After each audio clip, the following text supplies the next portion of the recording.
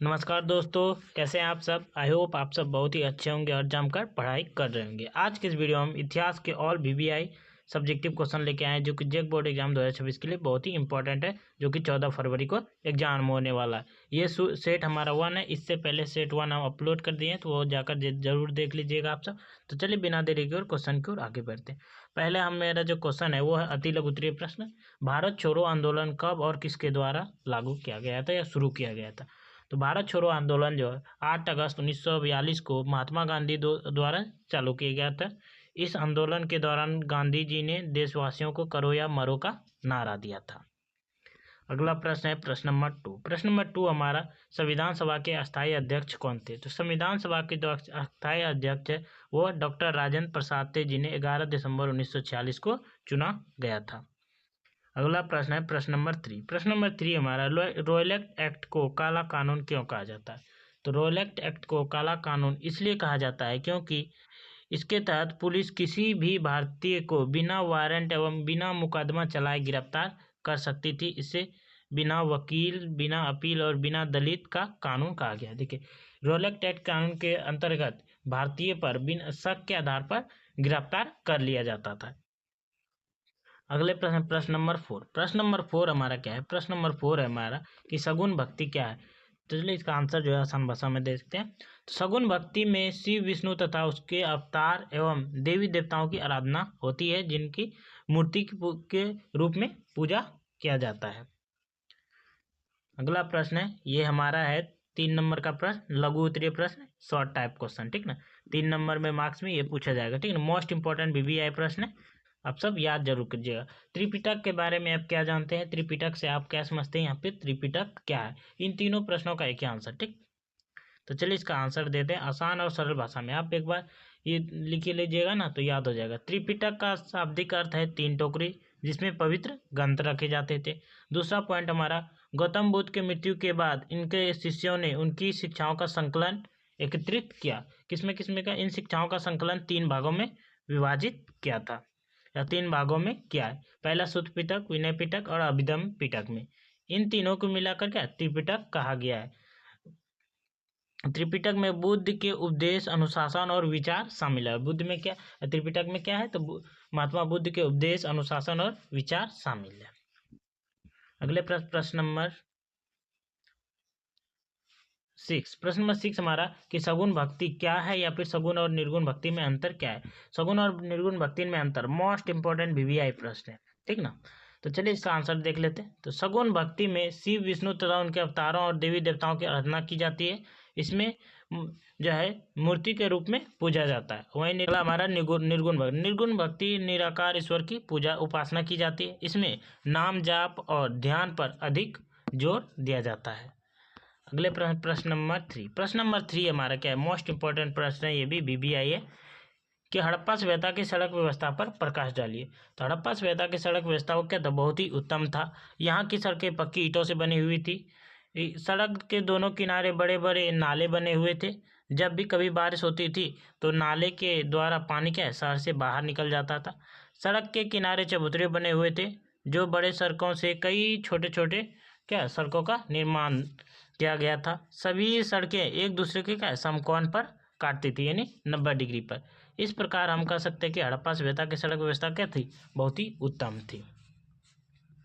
अगले प्रश्न नंबर 4। प्रश्न नंबर 4 हमारा, सिंधु घाटी सभ्यता की जल निकासी पर प्रकाश डालें। तो सिंधु घाटी सभ्यता की जल निकासी जो प्रणाली थी वो बहुत ही उत्तम था। यहाँ के घरों से निकलने वाला पानी पक्की नालियों द्वारा बाहर जाता था। ये नालियाँ ईंटों से बनी होती थी और ऊपर से ढकी हुई रहती थी। देखिए, हड़प्पा सभ्यता के जो जल निकास प्रणाली है वो बहुत ही उत्तम है। यहाँ के सड़कों से छोटे छोटे नाली निकले थे और जो रोड में जो बड़ा नाली था वहाँ जाकर मिल जाता था। और वो नाली किसका बना हुआ था, तो पक्की ईंटों का बना हुआ था। ऊपर से वो नाली क्या ढका हुआ रहता था। जब भी बारिश होती थी तो गंदा पानी निकलता था, तो वह नालियों के द्वारा शहर से बाहर निकल जाता था। नालियों की समय समय पर सफाई भी होती थी। इस प्रकार हम कह सकते हैं कि सिंधु घाटी सभ्यता की जो सड़क जल निकास व्यवस्था है वो बहुत ही क्या महत्वपूर्ण है, या फिर बहुत ही विकसित थी।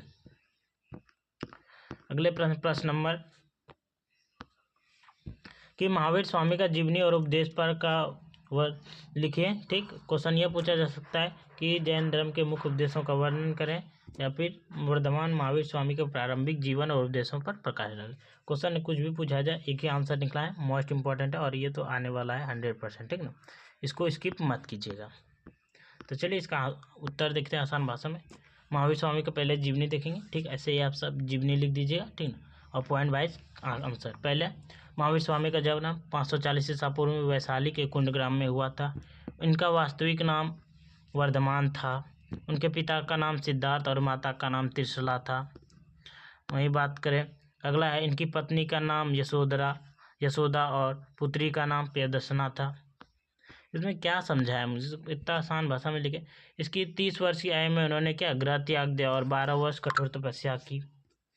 तपस्या करने के बाद केवल ज्ञान यानी सच्चे ज्ञान की प्राप्ति हुई। 12 वर्ष कठोर तपस्या किया महावीर स्वामी ने, तब क्या उनको ज्ञान की प्राप्ति हुई। 7वां पॉइंट हमारा, ज्ञान प्राप्ति के बाद महावीर और जैन विजयी कहलाए। महावीर स्वामी के जैन विजयी कहलाए। उनका निधन 468 ईसा पूर्व में पावापुरी बिहार में हुआ था। अब देख लेते हैं इसका उपदेश। इसका महावीर स्वामी के 5 उपदेश मुख्य उपदेश हैं। ठीक ना, पहला है अहिंसा। ठीक ना, किसी को कष्ट ना पहुंचाना। दूसरा है सत्य, सदा सच्चे बोलना। तीसरा असत्य, चोरी ना करना।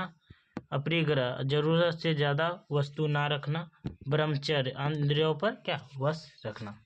यह थे इसके 5 इम्पोर्टेंट उपदेश। ठीक ना, अगला हमारा प्रश्न है कि भक्ति आंदोलन के प्रभाव एवं महत्व पर चर्चा करें। मोस्ट इंपॉर्टेंट बीबीआई प्रश्न ये भी है, जेक बोर्ड एग्जाम 2026 में आ सकता है। ठीक ना, तो चलिए देखते हैं इसका आंसर बहुत ही आसान भाषा में। भक्ति आंदोलन का महत्व और प्रभाव निम्नलिखित है।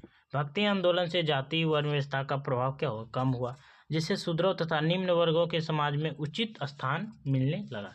देखिए, जब भक्ति आंदोलन स्टार्ट हुआ तो उसमें क्या जाति व्यवस्था और वर्ण व्यवस्था का जो प्रभाव है वो बहुत ही कम हो गया था। भक्ति आंदोलन के कारण धर्मों के बीच आपसी एकता और भाईचारा बढ़ा, जिससे हिंदू और मुस्लिम के बीच क्या कटुता में संघर्ष में कमी आई।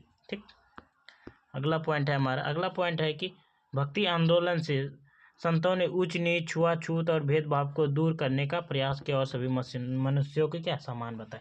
देखते, भक्ति आंदोलन के जितने भी संत थे उन्होंने छुआछूत, उच्च नीच जो था, भेदभाव था, यह इसको दूर करने का प्रयास किया और उन्होंने सबको बताया कि सभी मनुष्य क्या है, समान है। अगला पॉइंट हमारा, भक्ति आंदोलन के संतों ने अपने उपदेश जन की सरल बोलचाल की भाषा में दिए, जिसे हिंदी, मराठी, बंगाली, पंजाबी आदि भाषाओं का क्या हुआ, विकास हुआ। अगला पॉइंट हमारा, भक्ति आंदोलन के संतों ने बाहरी दिखावा, पाखंड, जटिल कर्मकांड की निंदा की और सच्ची, सरल और हृदय से की जाने वाली भक्ति पर क्या दिया, बल दिया। ये थे मोस्ट इंपॉर्टेंट सब्जेक्टिव क्वेश्चन। आप सबको वीडियो कैसा लगा? अगर वीडियो अच्छा लगा तो वीडियो को लाइक कीजिए, चैनल को सब्सक्राइब कीजिए। चलिए मिलते हैं अगले वीडियो में। जय हिंद, जय भारत।